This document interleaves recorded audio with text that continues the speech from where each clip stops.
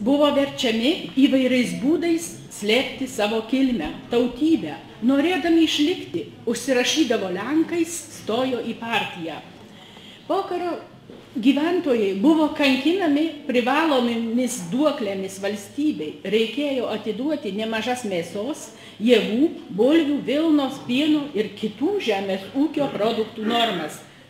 Tiems, kurie nepateikė nurodytos produktų normos, grėsė bausmės, kalėjimas.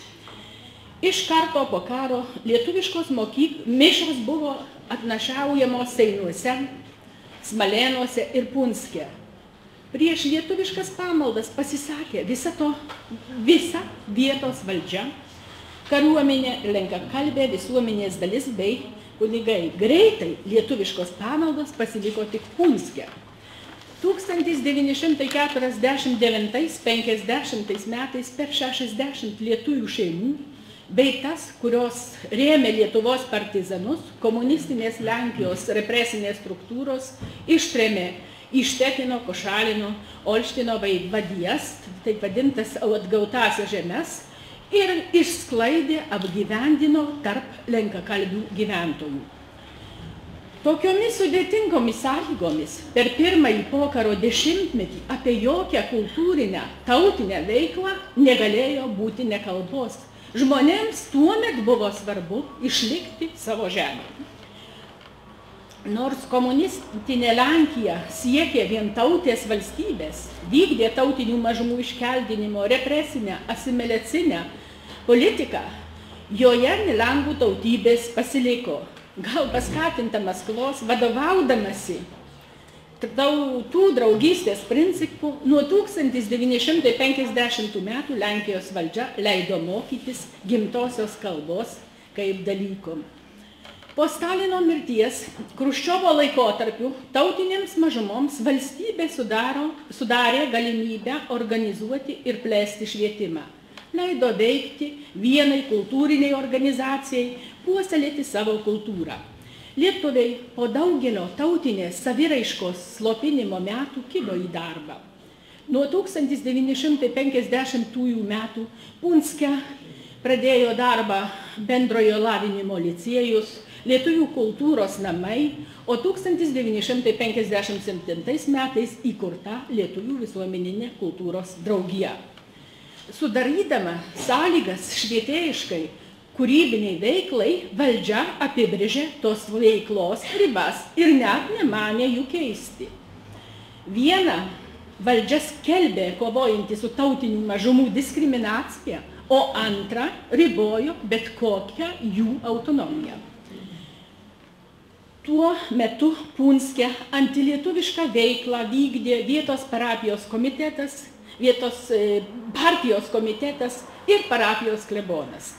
Reikia paminėti, kad 1958 metais Lenkijos jungtinės darbininkų partijai Punske priklausė tik 4 lietuviai. Iš jų 3 atsisakė narystės partijoje dėl partijos komiteto veiklos nukreiptos prieš lietuvius. Tuo metu pirmą kartą Punsko parapijos istorijoje ne vienas kunigas, nei klebonas, nei vikaras nemokėjo lietuvių kalbos. Seinų apskrities partijos komitetas kaltino lietuvius nacionalizmu, nors niekur nebuvo apibrėžta, kokia veikla šiai kategorijai priskiriama. Todėl kiekvieną aktyvumą buvo galima laikyti nacionalizmu, nacionalistinė veikla. Partijos komitetas persekiojo lietuvius, bandė skaldyti juos į gerus LVKD narius, ir blogus organizacijos vadovus. Pavyzdžiui, 1957 metų spalį partijos komitetas auklėjamiesiems pokalbiams iškvietė LVKD centro valdybos narius Juozą Maksimavičių, Jonas Toskeliūną, Juozą Jakimavičių, Vincą Valinčių, Lucijoną Konstantinavičių. Jau po kelių mėnesių vėl Seinų komitetas, partijos komitetas, Seinų valdžia auklėja Juozą Maksimavičių, Jonas Toskeliūną, Juozą Jakimavičių. Tokių auklėjimų buvo daug.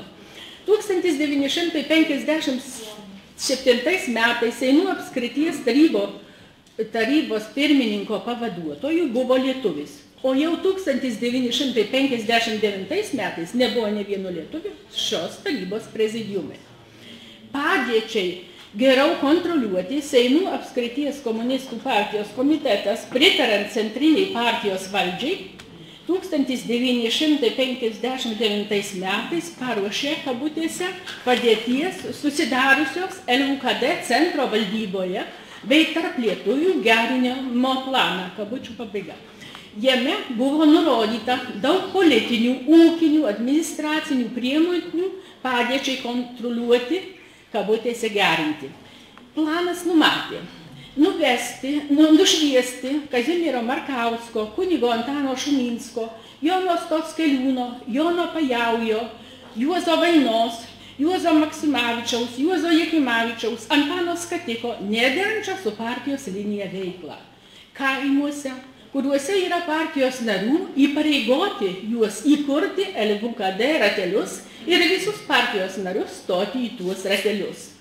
Rūpintis antrojo LUKD suvažiavimo delegatų atranką. Lietuvių mokyklas pertvarkyti, siekti mokyklų su lietuvių kalba kaip dalykų, o ne mokyklų su lietuvių dėstoma kalba. Palaipsniui iš darbo mokykloje šalinti Joną Stockeliūną, Juozą Vainą, Joną Pajaujį, Vladą Pajaujienę, Petronelę Jakimavičienę, Antaną Valinčių ir jų vietoje įdarbinti partijai patikimus arba mokytus Sovietų Lietuvoje. Įsakyti Punsko mokyklos direktoriui auklėti jaunimą pagal komunistinę ideologiją, kartu su švietimo kuratorija vizituoti mokyklos darbą. Be partijos pritarimo neskirti mokytojų į lietuvių kalbos tobulinimosi kursus Lietuvoje. Surinkti medžiagą apie Kazimiero Markausko veiklą ir pateikti prokuratūrai. Lietuvių veikėjus Joną Stockeliūną, Juozą Vainą, Maksimavičių ir Juozą Jakimavičių kviesti specialiesiems pokalbėms, įspėti juos dėl jų nacionalistinės veiklos. Ir dar daug kitų nurodymų.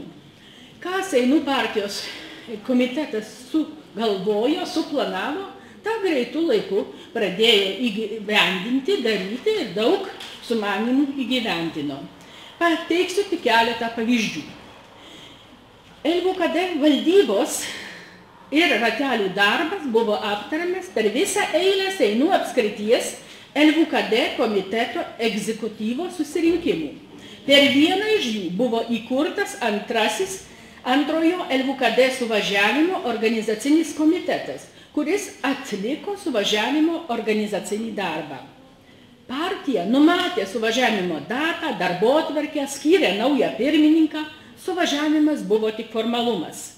Sudaryta nauja valdyba, jos prezidiumas, o draugijos būstinė iš Punsko perkelta į Seinus. Taip represinių struktūrų pareigūnai izoliavo Punsko, kabutėse, nacionalistus, o sudarė centro valdybą iš valdišką darbą dirbančių seiniškių, skyrė lėšų centro valdybos būstiniai 4 darbuotojų algoms. Taip draugija prarado daug savarankiškumo. Pagal partijos numatytą planą buvo kuriami ir nauji draugijos rateliai. Pavyzdžiui, į Seinuose įkurtą LUKD ratelį užsirašė ne tik lietuviai, bet ir visas Lenkų partinis aktyvas.